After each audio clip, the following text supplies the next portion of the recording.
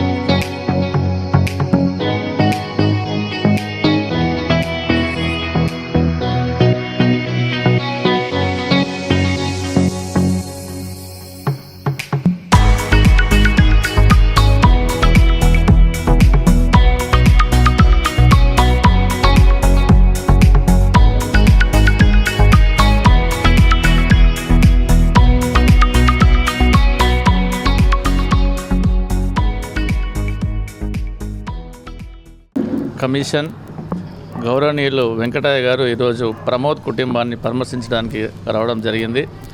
అది ప్రమోద్కు ఏవైతే గవర్నమెంట్ పక్షాన ప్రకటించారో అవన్నీ కూడా త్వరితగతిన ఇవ్వాలని మరి కమిషన్ గారికి చెప్పడం జరిగింది. కమిషన్ గారికి కూడా వాటికి నా సహాయ సహకారం ఉంటుందని చెప్పడం, అదేవిధంగా మరి ప్రమోద్కు ఏదైతే ఈ మధ్య హత్యా విధానాన్ని చేసిన విధానాన్ని కొన్ని సంఘాలు ఏవైతే తప్పుపడుతున్నాయో దాన్ని తీవ్రంగా మేము మరి వ్యతిరేకిస్తున్నాం. ప్రమోద్ను హత్య చేయబడ్డాడని ఇక్కడ ఉన్నటువంటి జనాలు, ఇక్కడ ఉన్నటువంటి సబ్బండ వర్గాలన్నీ కూడా అంటుంటే మళ్ళీ నిన్న మరి ఒక మన ప్రెస్ క్లబ్లో మీటింగ్ పెట్టి చంపిన విధానం తప్పు అని కొన్ని పత్రికలు రాయడం, వాళ్ళు మాట్లాడడం, మరి సభ్య సమాజం కూడా మరి తలదించుకునే విధంగా ఉంది. శోక సముద్రంలో ఉన్నటువంటి కుటుంబాన్ని మన అందరి ప్రాణాల కొరకు మన యొక్క ఎన్వైరన్మెంట్ బాగుండాలని, మరి సమాజం బాగుండాలి, ఇలాంటి అక్కడ ఉన్నటువంటి ఈ దొంగతనాలు కానీ ఈ మాఫియాని కానీ అరికట్టాలని 24 గంటలు పనిచేసేటువంటి ఒక పోలీస్ సోదరుని పట్టుకొని మరి అది కావాలని మరి హత్య చేసిరని వాళ్ళు ప్రేరేపించడంటే సమాజంలో ఇంకొక వారిని ప్రేరేపించినట్టుగా మరి పరిగణించాల్సి ఉంటుంది. కాబట్టి మేము ఒకటే చెప్తున్నాం, ఇప్పుడు కమిషన్ గారికి కూడా చెప్పడం జరిగింది, వారికి ప్రమోద్కి రావాల్సినటువంటి అన్నీ కూడా ఇమీడియట్గా రావాలి. అదేవిధంగా వాళ్ళ భార్యకు కూడా మరి జాబ్ రావాలి.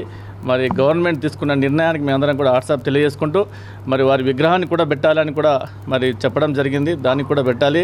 మరి ఇంకొకరికి కూడా పోలీస్ వ్యవస్థ మీద మరి నమ్మకం ఉండే విధంగా మరి మన ప్రభుత్వం కూడా మరి మాకు సహకరిస్తుందని మేము మాలమానాడు పక్షాన టీం పక్షాన తెలియజేసుకుంటాం. ఈరోజు మన తెలంగాణ రాష్ట్ర ఎస్సీ ఎస్టీ కమిషన్ చైర్మన్ అయిన గౌరవనీయులు బక్కి వెంకటయ్య గారు ఇటీవలనే రౌడీ సీటర్ చేతులు హత్యకు గురైన ఏంపల్లి ప్రమోద్ కుమార్ గారిని వారి యొక్క కుటుంబ సభ్యులను పరామర్శించడానికి వచ్చిండ్రు.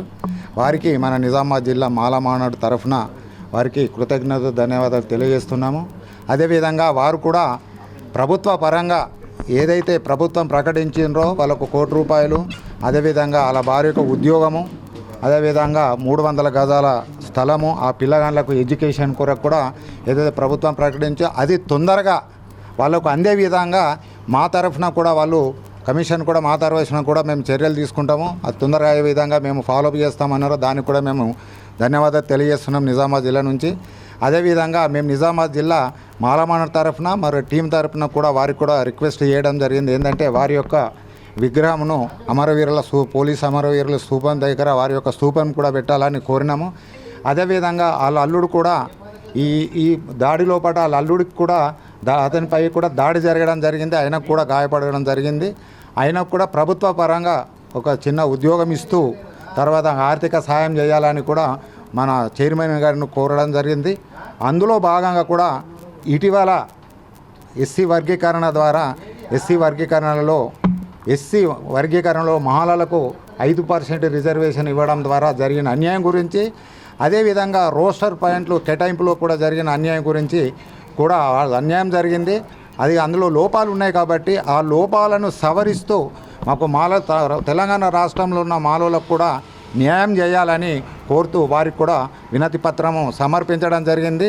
ఆ వినతి పత్రం కూడా దాని మీద స్పందిస్తూ ఇది ప్రభుత్వం దృష్టిలో ఉన్నది, దీని మీద చర్చ జరుగుతున్నది, ఖచ్చితంగా మాలోలకు న్యాయం జరిగే విధంగా మేము మా తరఫు నుంచి కూడా ప్రభుత్వానికి ఒక నివేదిక ఇస్తాము అని కూడా చెప్పడం జరిగింది.